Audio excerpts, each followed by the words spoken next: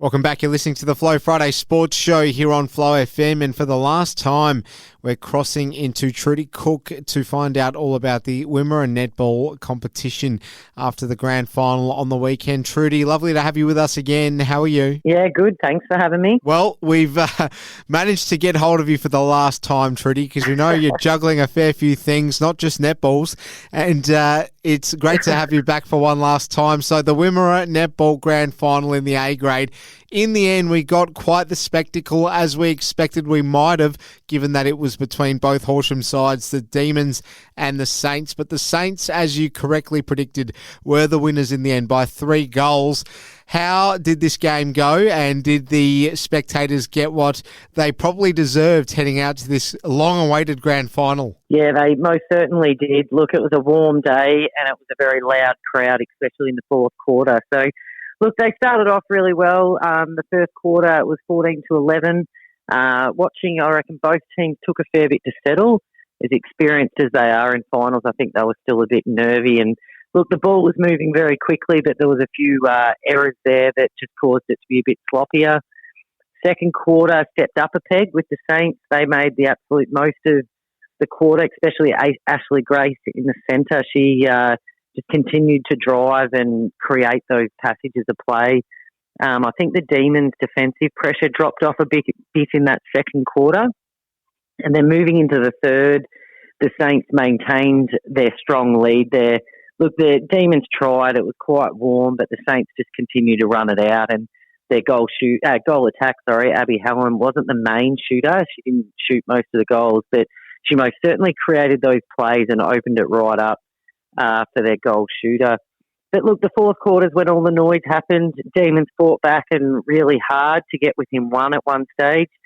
The defensive pressure throughout the mid-court was unbelievable on both accounts. Their goal attacks really didn't just take it upon themselves to shoot goals, but definitely applied that pressure when the turnovers were there. But, Saints managed to hang on by a thread and won by 3 in the end. But it was, a high-quality game of netball. The crowd got really involved and, it was a good day out to see.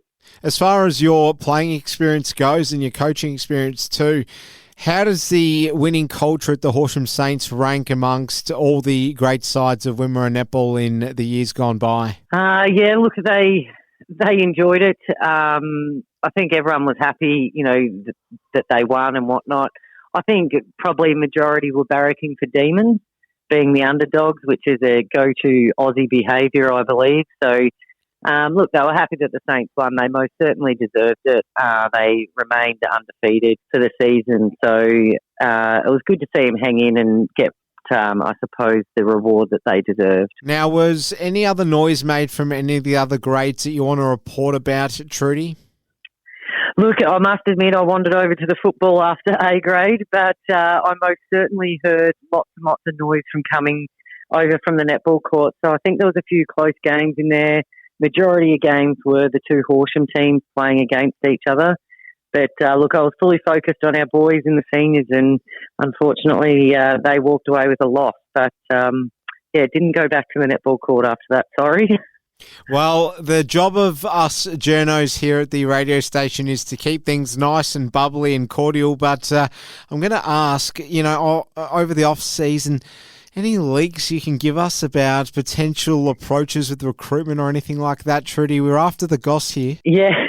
Look, unfortunately, I probably don't know too much. I know netball side of things, we switch off for a bit now and probably don't really switch back on till early New Year. But we definitely, as Southern Valley Giants, will be looking out for recruits.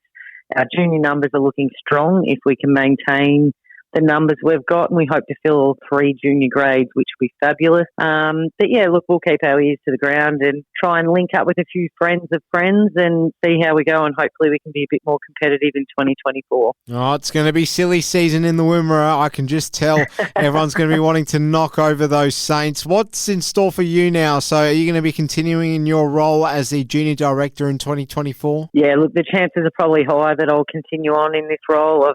It's probably taken me this long to get my head around what's involved. The chances are high I'll continue on if they'll have me. And, I'll be looking at trying to get a bit fit over the pre-season and hopefully get back and play next year.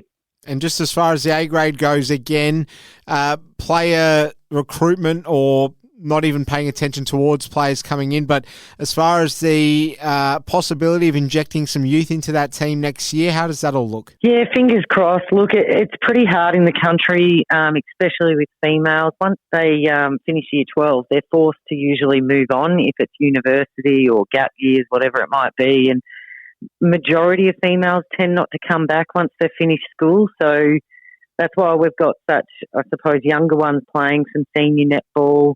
But yeah, unfortunately we dip out a bit there. So that's why we try and recruit through whether it's local employment or friends of friends and go down that line.